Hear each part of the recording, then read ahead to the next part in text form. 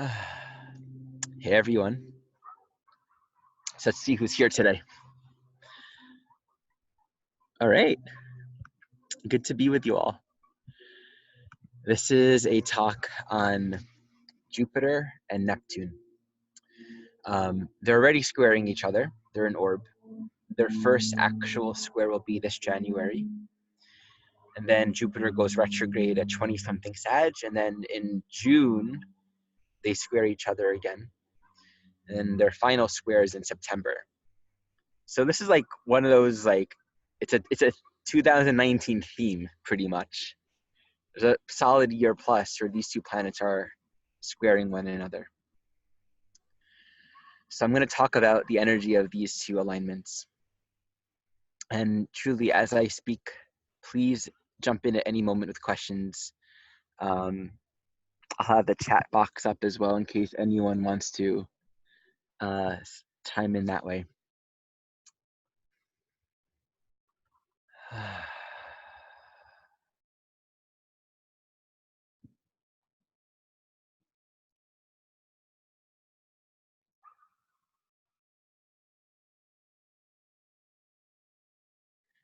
There's a prevailing insecurity in our culture and in the world in general that basically says you need to have an answer.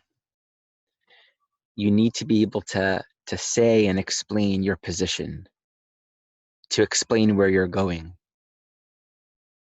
I remember in school growing up that if a teacher called on me, I felt an underlying insecurity if I didn't have the answer.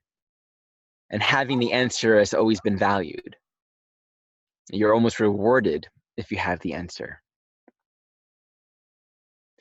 And one of the main issues with the Jupiter archetype in general, wherever we have Jupiter, is there can be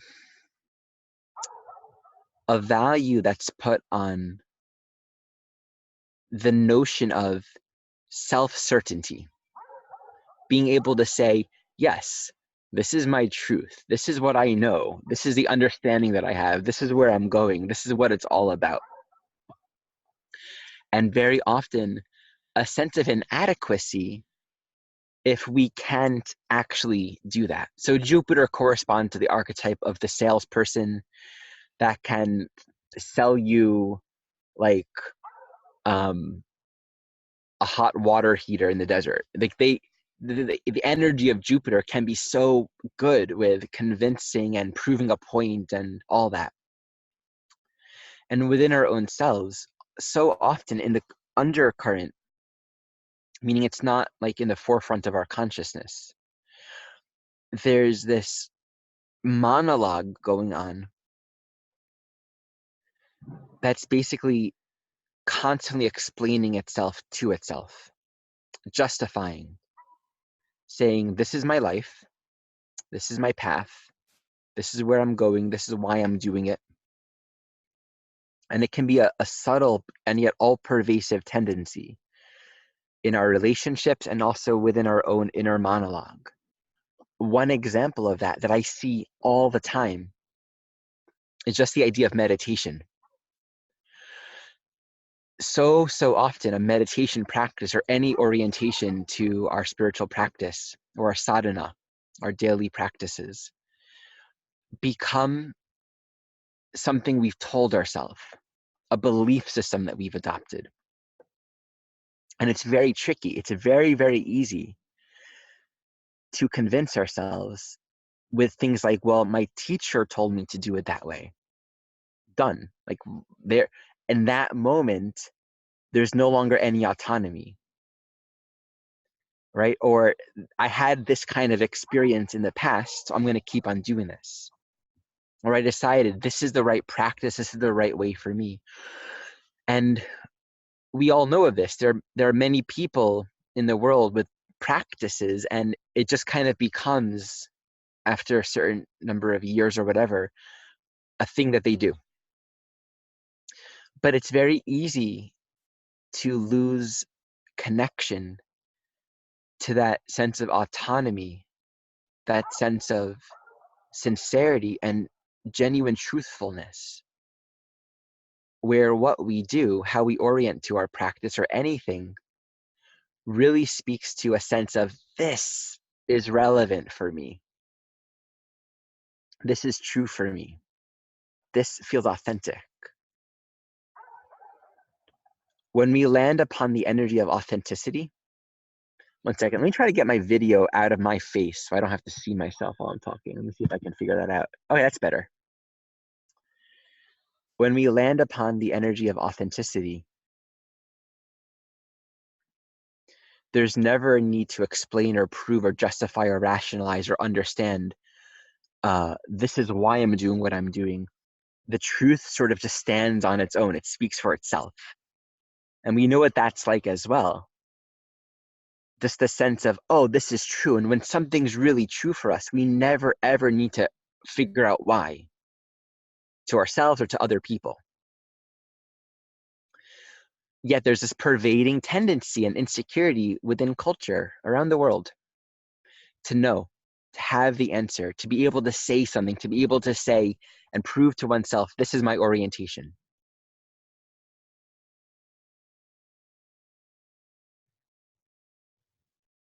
I often feel that sincerity and truthfulness is a foundation of the spiritual path, because reality is truth. Reality is genuinely what it is.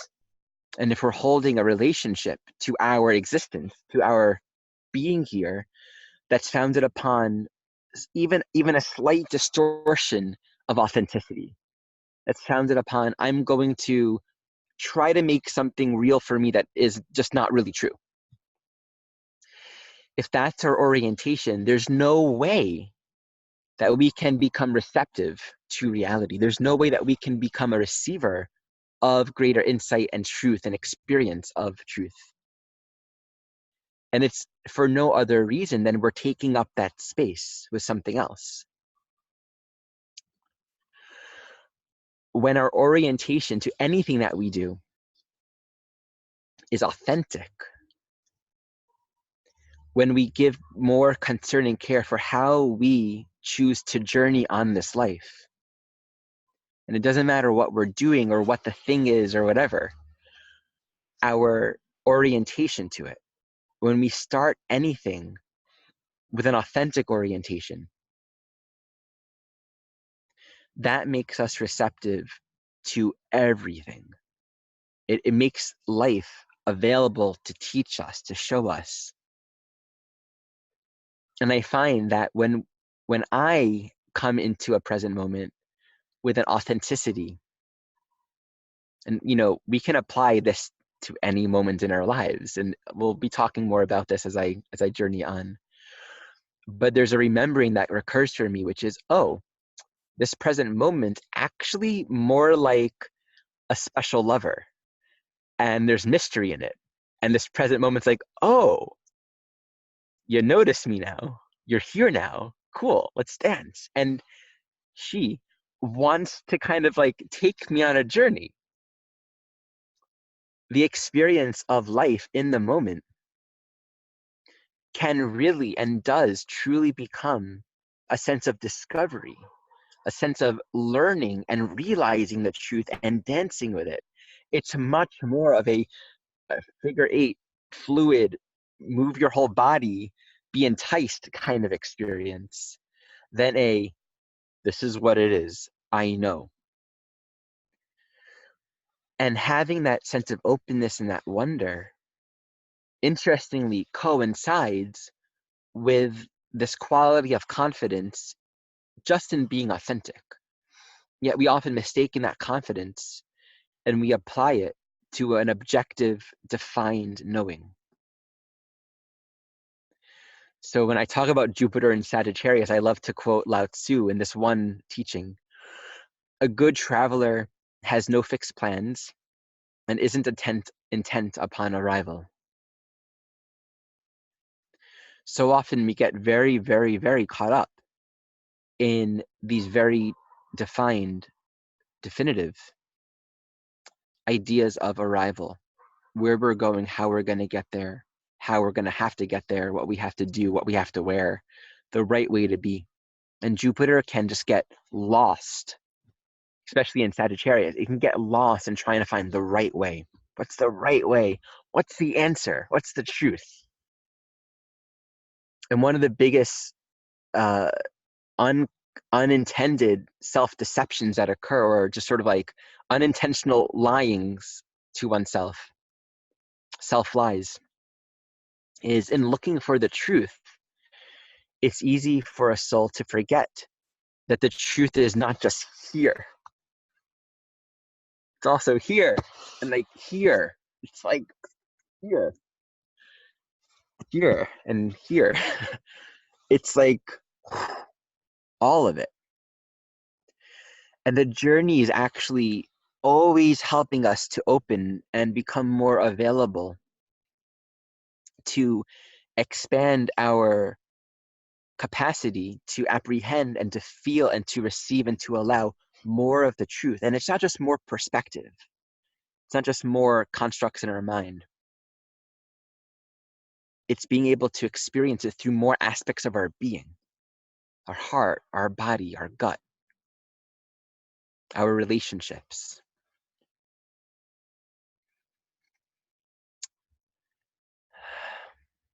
And so on this journey, not having a fixed plan, not being intent upon arrival, and yet being completely confident.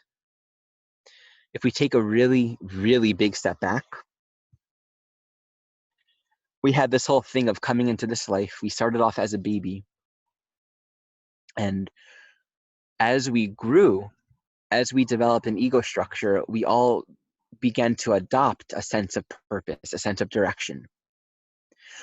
And in order to function, in order to move about in the world, on some level, we've all decided to create a story around it in some way. And that's necessary. There's a level to which our identity structures, in order to cope and live and interact, we need to say, all right, this is my family, this is my work, this is my job. We have a worldview, a construct that fits our journey. But it's not the whole picture. And so often we forget that. And so we look for the truth. We look for more insight, but we forget that at some point down the road, we kind of mistakenly fixed our mind on certain aspects of our being and forgot to keep on growing. We forgot to keep on expanding. We forgot that this is a journey. This is an adventure of the highest order. And there's a lot more to discover, a lot more to see.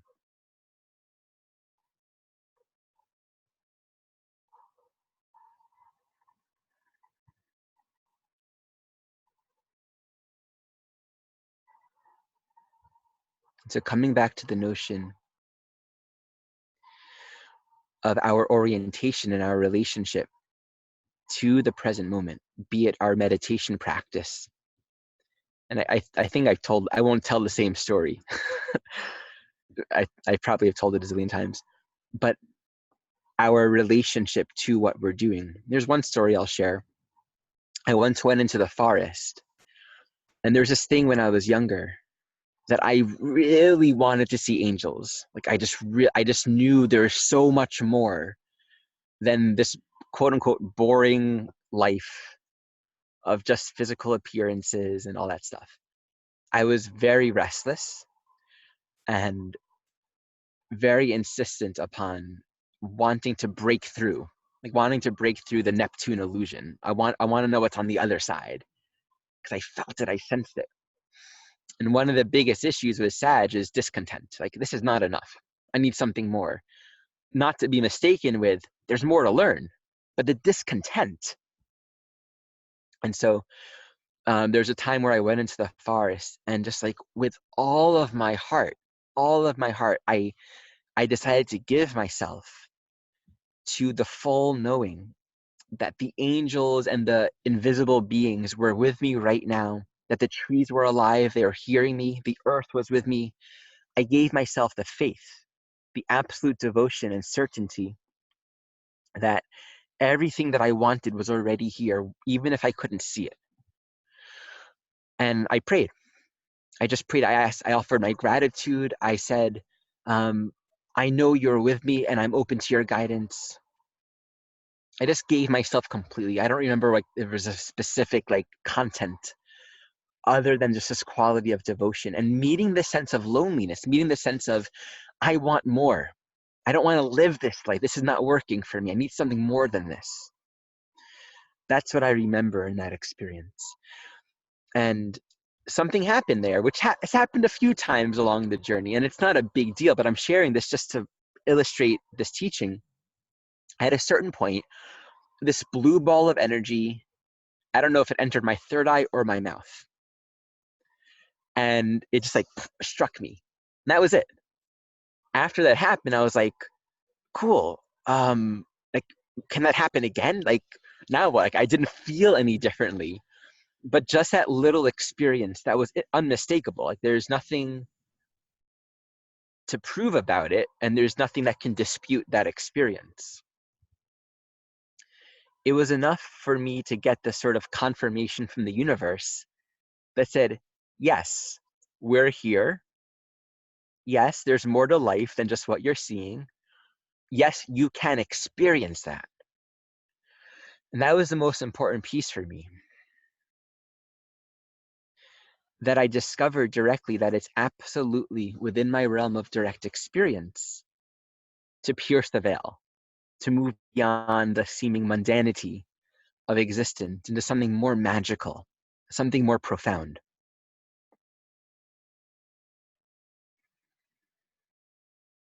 And I think my life, because I have a Jupiter-Neptune conjunction in my own chart, in Sagittarius as well.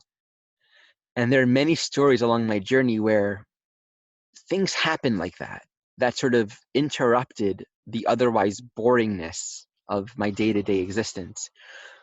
But what I find most interesting about all of that is life just went on afterwards. It was almost like, here's a miracle or here's something out of the ordinary. Now it's like, what do I do with that? Where do I go with that? And this takes me into Neptune because the nature of the divine, the nature of truth, which isn't bound by time and space, it's not bound by any limitations that the mind believes in. It can bend the quote unquote rules. Anything could happen here. And yet the essence of truth, the essence of the divine, the essence of the unconditioned, it has no agenda. It's not trying to prove something. It's not trying to create a believer. It's not trying to make you faithful. It's not showing up to then be like, oh, great, now it's always going to show up and life's going to be magical all the time. Reality is all encompassingly what it is. And it has no preference or even distinction between what we call sacred and mundane. One of the big teachings that we learn through Neptune is the sacred is where we choose to remember it. And this is so because there's nothing less or more sacred than anything else. There's no moment more or less sacred than anything else. That's what makes reality so beautifully exactly what it is. And if there are certain moments that were more sacred than other moments, or certain people or places or times, then we'd have to reorganize our idea of reality as not being one, not being unified. And thus it points everything back to us. It's like the ball's in our court. It's up to us to apply our principle of faith in the present moment, where we are, with whom that we're with what we're doing, with no condition.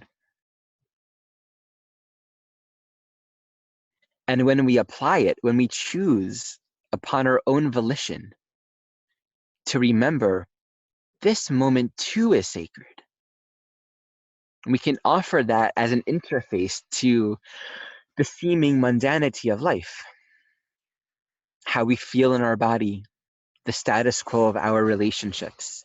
Sometimes Neptune can show up as an experience in life. And this is quoting my friend Stacy Pazura, roughly quoting her, for an indefinable, unquantifiable period of time, where we're just sort of in a haze, like nothing's happening. Just like that sense of being sort of not here. And it can be a marriage, it can be your position in life, it can just be the sense of like, I don't know what to do next, or I'm just making choices, but I don't really feel like I'm fully present in those choices. Neptune can be this experience of just sort of like emptiness. And the evolutionary gift within those experiences, which for some people lasts a lifetime, which by the way, in some people will take those times and they'll learn how to fill that void and emptiness with something that they can at least hold on to. It's like, I am not comfortable with there being nothing to hold on to, nothing to believe in, nothing that makes a sense of meaning and value in life. So I'm going to make up some kind of dream reality and believe in it, even if reality is sort of contradicting that dream reality in my mind. So I'm going to believe in it in all costs because that at least gives me some meaning in life. It gives me something to hope for. So sometimes that's something that we do. But the greater evolutionary potential within these phases of void and emptiness is for consciousness to realize that nothing's going to happen out there. That reality isn't going to save us. Something or someone isn't going to show up where someday, somehow, everything is going to change and our life will be magical again. It's for us to realize that we are one with God. We are one with the divine. We are one with the infinite intelligence of creation.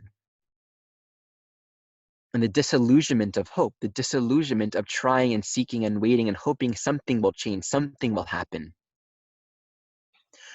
can eventually inspire us to create the practice and the orientation to say, well, I'm choosing love. I'm choosing the divine right now. Now, let's bring this to Jupiter. I'm getting a little chilly, so I'm going to wrap this blanket around me. 1 second here.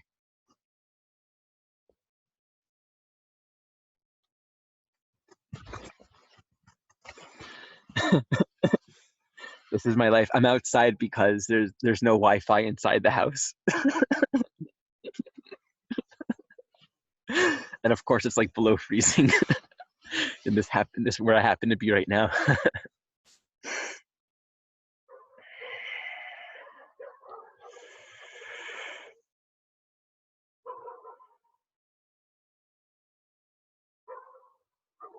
So we apply this to Jupiter.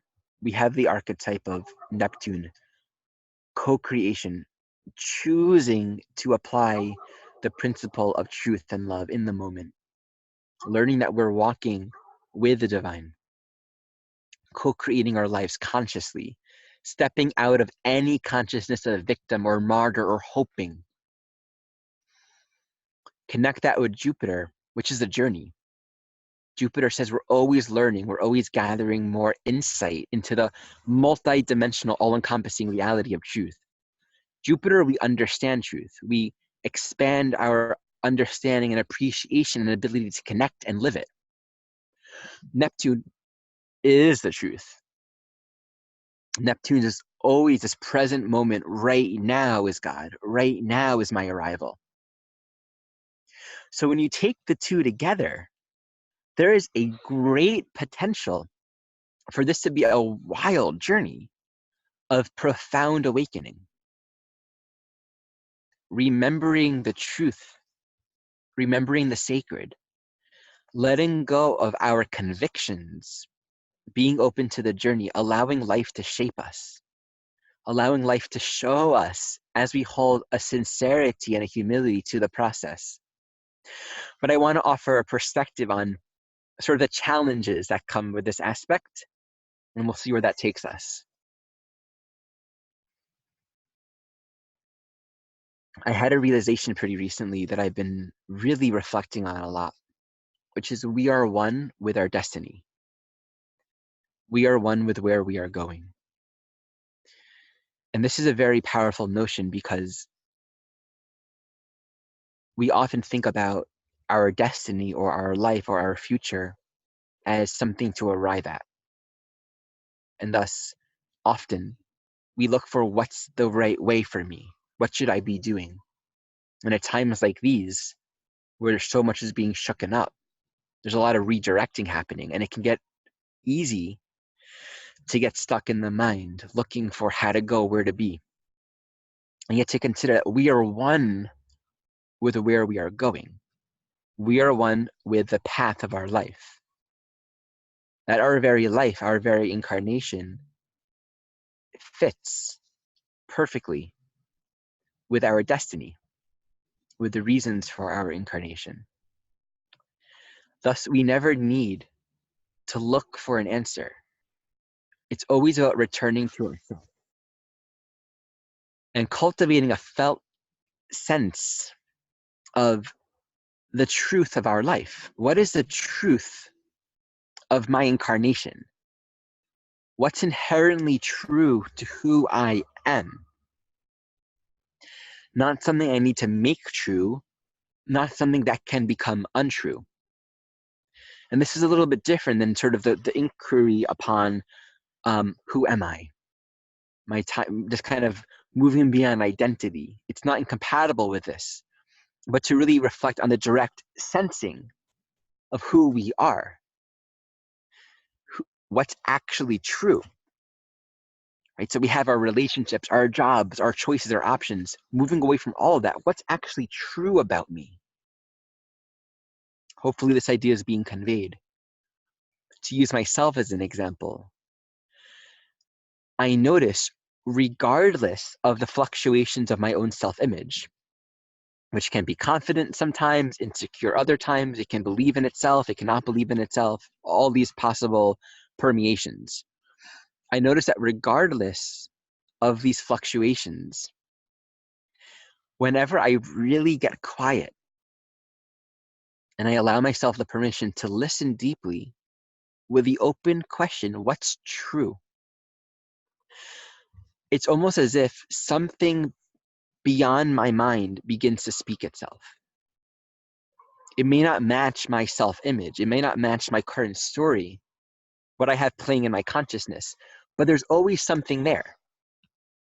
The more willing we are to let go of our existing convictions about who we are and what we should be, which sometimes means not letting go, but just acknowledging that it's there and being willing to not believe it, being willing to see something else.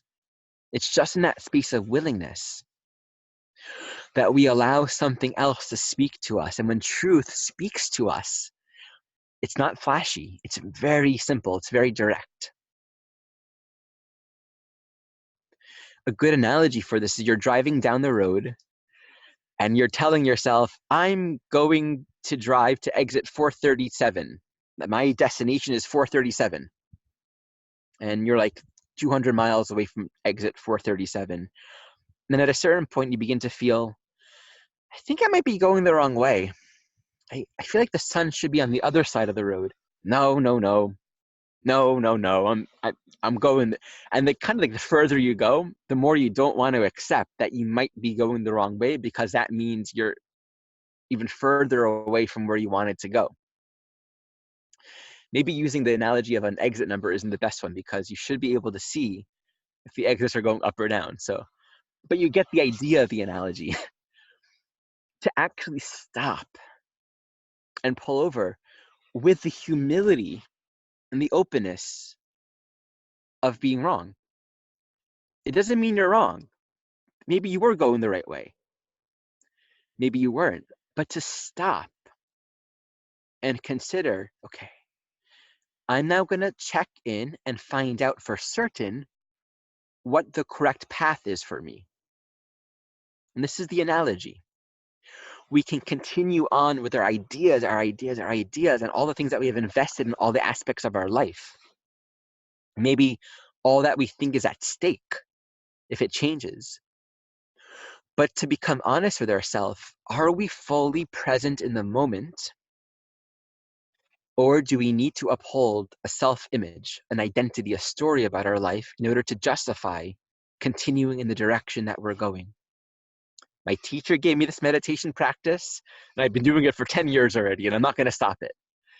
I've been driving this long. While I'm in this relationship, I pulled this card, and this card, the lovers, was the answer to my question, is he or she my soulmate? It must be so. We can become so convinced of the answers of our life, the sense of this is where I'm going, and this is how I'm going to get there, this is the truth, and this is what you're meant to be for me, that we end up deifying it. And that's the challenge with Jupiter, Neptune. We deify our ideas. Deification is Neptune because we're looking for meaning. We don't want to be lost. No one wants to be lost. And no one wants to be lost because we aren't lost, which means to accept that we aren't lost would mean accepting reality. And if we're not accepting reality, then we can't realize that we're not lost, which means we're going to have to replace reality with something else that will make us, for the time, feel like we're not lost. Isn't that interesting? And that's Neptune. We all need to find something to believe in. Otherwise, existentially, we have nothing to stand on. And that can be a very scary thing. It could be a suicidal thing, to have nothing to fall back upon. But if we're grounded in spirit, if we're grounded in an orientation to truth, then having nothing to fall back upon can be a beautiful thing. And so we orient to this humble openness to consider what's true about my path. Where am I actually going? What did I actually come here for? And when we orient to that, it's not looking for the right answer, like as if it's written in some kind of book. It's really looking inside at ourselves really honestly. Okay, I've been meditating for this long with this particular lineage or practice. How's that working for me? Where's my attention while I'm there? What's my orientation to it? I've been in this relationship that this psychic told me to go into, or that I had a dream that this person was my soulmate, or that we're going to have children together, which, by the way, dreams are often very, very, very, very symbolic, not to be taken literally. And yet, how's that working for you? What is your orientation in the present moment to that person you're with, to that relationship? How are you feeling? Are you fully present? I have this thing where I work a lot with the I Ching.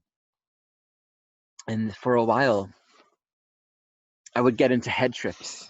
And this still happens every once in a while, where I get into a head trip where I do an I Ching. You know, I Ching is an ancient oracle system. In my view, it's older than, it's like, it's in my view, the I Ching is like an infinite divine intelligence that pre-exists humans even. But that's a different category. And when I work with the I Ching, my sensing of it is it's sort of reflecting truth. And oftentimes, to understand and unravel what it's trying to tell me, I need to spend some time with it. And the head trip that I've often gotten into is getting a reading, getting an answer to a question, and it makes no sense to where I thought I was going. It's like, really? And it's so disillusioning. And yet I want to tell myself, well, just follow your heart. But then I can't ignore that I got this reading that's telling me something that I don't understand. So the head trip used to be trying to find my answers through the I Ching and doing more readings, you know, throwing the coins and trying to get more answer, asking more questions to get more answers so I can figure it out and understand it. And yet I had a dream, actually, where Lao Tzu came to me, and he said two things. He said, the I Ching is reflecting what's inside of you, and it's wiser than you. And I love the combination of that. And I really think about that as, in a way, all teachers, all systems or people that bring forth truth into our life. It's wiser than us because it's holding an awareness that's beyond our conscious ego story, and yet it's reflecting what's inside of us. The truth, the answers are never on the outside. And so there couldn't be an answer in our life that isn't also true on the inside. Life and reality will never say to a body, mind, ego, soul system, it will never say to any of us, go in this direction, even though it's contrary to all of who you are. Life will only contradict our self-image, our self-concept. It will never contradict the truth of who we are and why we're here. So we are one with our path. We are one with where we are going. We are one with our destiny. And so when we bring ourselves into an honest and a sincere orientation to whatever we're doing, which often means, okay, I don't know what this reading meant. I don't know how to interpret this. And yet my security, my peacefulness is not going to be found in some kind of absolute certainty and knowing. Just being honest with, there is confusion. There's uncertainty. And there's a place for uncertainty. There's an evolutionary relevance for uncertainty. We just finished today 3 weeks of Mercury retrograde, and it was a difficult one. It was a confusing one for most of us. The energies of this past cycle have not been clear. And Mars in Pisces with Neptune squaring Jupiter. A lot of these Piscean, Sagittarian energies are already very much at play right now. Following our intuition, but not really knowing how or what or where. Having no clear reference point for our activity. Sometimes life is about not knowing. Being awake doesn't mean you have all the answers. Being on the journey, being a self-realized being. Think of someone in your mind. They are who they are, not because they have the answers, because they're never uncertain, but because they don't need to know. That's the difference. To let go of the conviction and the attachment to, I need to know the answer, means we get to actually land in this moment. We get to be authentic and genuine with where we are right now, which always brings us to our orientation to whatever we're doing. And again, there's something beautiful that becomes available. Life is our oracle. Life is our giant tarot deck. Life is our guru. And so it always shows up for us, with us, reflecting exactly how we are showing up. So the greater potential with this Jupiter-Neptune journey, now I want to say this in 2 ways.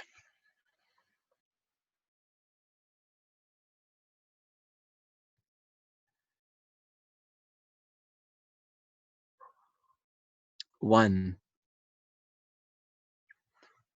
an invitation to be more gentle and loving with ourselves relative to what we truly don't know. To find more peace in not knowing. To find more peace in being genuine about, I actually don't know if this is the right way or if there's a different way. I don't know.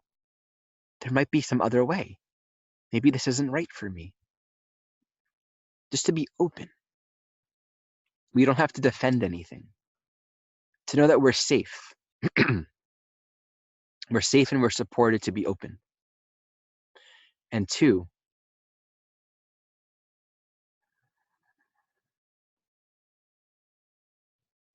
to orient our hearts, to orient our attention towards what is true. One without the other, by the way, doesn't work. But being open to not knowing without orienting towards truth can result in confusion, sort of a hazy, like, yeah, I don't really know.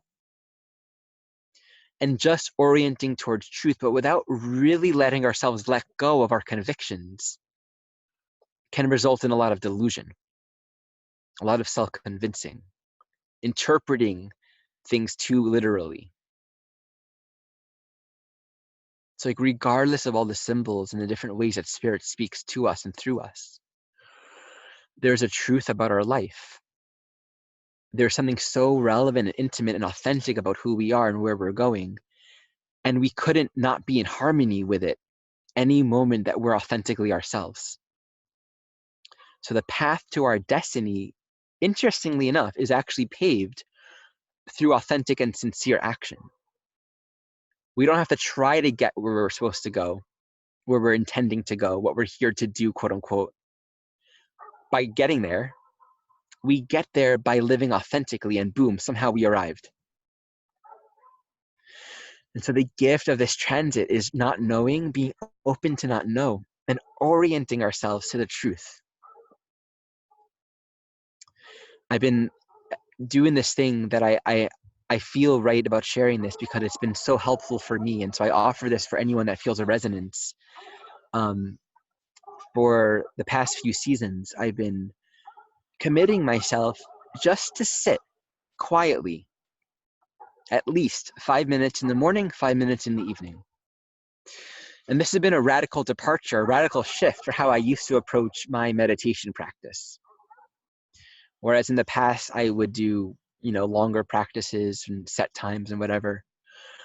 And then I kind of got to a point for a while where I wouldn't hold any practice, simply because the conviction that kept me going, the fuel that motivated my previous practices, didn't exist. I couldn't believe in it anymore because I didn't have a clear intention, a clear orientation. And yet the sense of feeling deeply, deeply, deeply impelled at this time in my life, and I feel this is true for all of us, deeply, deeply impelled to actually get on track with why we came here. That I felt it is my responsibility to make a habit out of just spending some time in attention to the truth. Whatever that might be for all of us, just the space and the gift that we give ourselves for even just 5 minutes, just a little bit of time to orient ourselves, to ask what is true, to be with it. And it doesn't have to be an asking either. There's that teaching, right? Whenever we show up towards spirit, spirit always shows up and addresses us. Jeffrey Wolf Green once said, and this is a rough quote, take, however many steps towards spirit, spirit will take 1,000 steps towards you. And again, it's because reality, this present moment, is this divine beloved. Whenever we allow ourselves to be here now, to be sincere in ourselves, something becomes available. It was always here, but we weren't receptive to it. You can think of our relationship to reality as your relationship to a person that you love very much. If you ever sat in front of them and talked to them and just, had a conversation, but you're kind of in your own head about it. You're not really listening. You're not really hearing them. And then you just had this moment of stopping, right? You let go of your judgments or your ideas about them, and you just become willing to see them. In 100% of all cases, whenever you do that, the person you're with opens up. Whenever we offer a gesture of openness and sincerity and oh, I see your perfection. I'm no longer divided in my mind. I'm not seeing a problem. I'm not seeing something else or a problem, even if they're conflicted, even if the person you're with is conflicted. Whenever we hold attention towards a person's perfection and beauty, which doesn't mean enabling, doesn't mean anything. It just means we're giving attention and seeing just the perfection. We're seeing just the truth. It is impossible for the person we're with to not open up in some way. Well, actually, the other option is to close up because it's very vulnerable. Right? So either they'll have to close up and protect more, which is okay, or they'll open up more, one or the other. You can't stay neutral. And that's how spirit is. That's the beautiful thing about spirit. Wherever we turn towards life and recognize wholeness, that's turning towards reality, which is one with itself. And so reality can open up for us right there. Everything craves to be seen. Spirit craves to be seen. It's wanting itself to notice itself. That's what this whole game is. Oneness, realizing oneness. Oneness, dropping its story, its whole contorted effort to find meaning and value in something other than what it is. Once I was at a rainbow gathering in, it was like 2006 in Colorado, and they got really sick. I was like, congested and just tight and sick.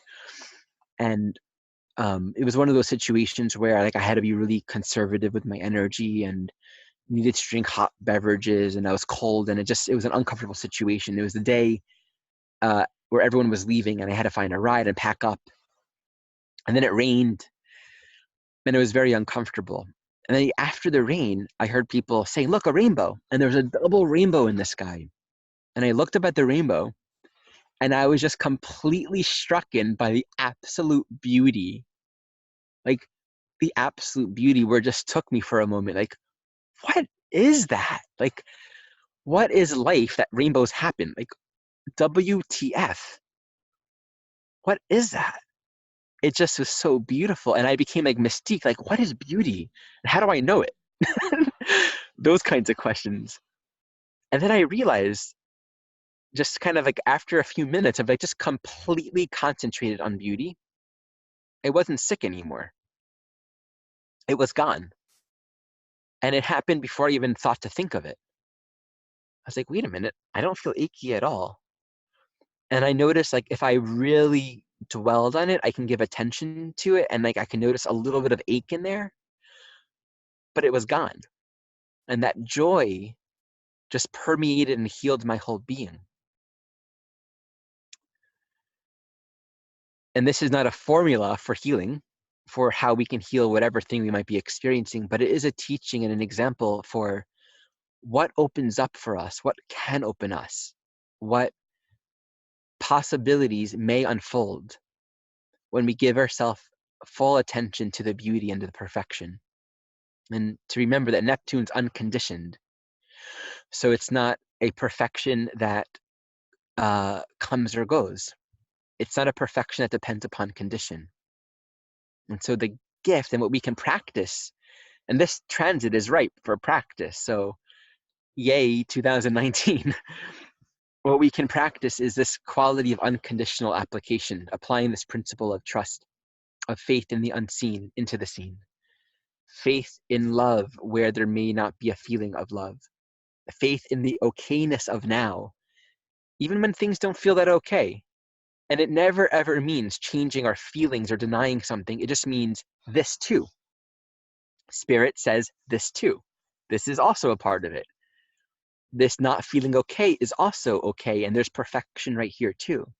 And God is here too, and there's limitlessness here too. That's how powerful forgiveness is.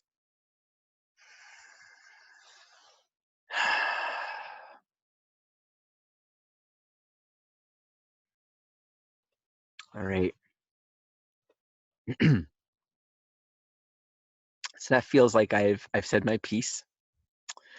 I would like to open the remaining time that we have. I believe we have 10 minutes or so. For any questions, anything that anyone wants to share, questions, or even just share anything that feels relevant to the topic of these energies of Neptune and Jupiter.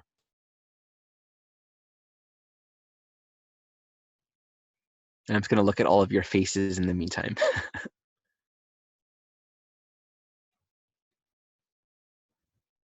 Hi, Ari. Hi, Kimberly. That was beautiful. I love what you said about, giving attention to another person and seeing the perfection in them, and just seeing the truth of any situation. And I find that to be really powerful, especially if we're, someone we know is suffering or sick. it's hard to see the perfection in that, even though we desperately want the healing for them and, or, you know, the better relationship or whatever. And I find that something I've been doing is finding a picture or an image of them to keep on my phone where they are happy and enjoy. So it's constantly reminding me and like acting as an anchor to remember them in that perfection through the memory. I find that to be really helpful when working with Neptune, especially. Thank you. That reminds me of Amma.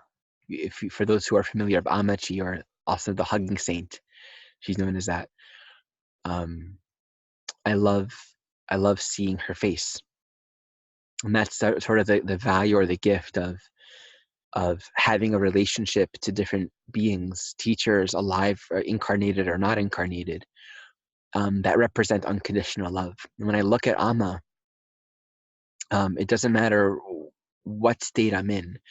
There's a part of me that remembers this through her face, her energy, that everything's okay, fundamentally okay. And there's also a gift in Neptune, in giving it over to the guru, giving it over to God. And this can be a person like Amma. And this can be someone that is a walking, living embodiment of holiness, of oneness with the divine. Doesn't mean they're perfect, but we can imagine someone, we can give our attention towards someone that, at least in our consciousness, is holding a vibration of unconditional love. And that's no different than giving it directly to God. It doesn't really matter if we're giving it to like Oscar the Grouch, actually. When our devotion is sincere, when we're really giving ourselves over to something that produces within us the effect of surrender and peace and remembering of the unconditioned, that's all that's necessary. That can only become an issue, that can only become confusing if we ascribe unto the object this sense of ultimate meaning, this sense of you're Oscar the Grouch, G, you are perfect no matter what. Then we're disillusioned when the scandal comes out and Oscar the Grouch is actually like a grouchy person, and it's nothing like what we thought. So there's something really powerful about having a relationship, for any of us that find that relevant in our own path, having a relationship to spiritual teachers that we can really bring into our heart. We can call them in even, but also to have that discernment that it's never about blind faith in an object, because nothing in form is perfect, and yet everything's perfect. Hopefully that made sense. I am following the lead of this moment. Surrender to the wisdom of love. Yes, I am following the lead of this moment. Surrender to the wisdom of love. Na na na, to the wisdom of love. Na na na. Well, I am singing to the beat of the one song, dancing to the rhythm of my soul. Yes, I am singing to the beat of the one song, grooving and moving to the rhythm of my soul. To the rhythm of my soul. To the rhythm of us all. Na, na. To the rhythm of us all. Na na na na na. Okay. Blessed journeys to everyone. May it be joyful, peaceful, and easy. Thank you all. Wonderful. Thank you. Thank you from all of us. Please thank Ari Moshe Wolfe, everyone. Thank you so much. Thank you, Ari. Happy birthday. Namaste. Ari. Go get warm. Yes. Yeah. This is my iPhone light, by the way. It's doing a shine on me. Great.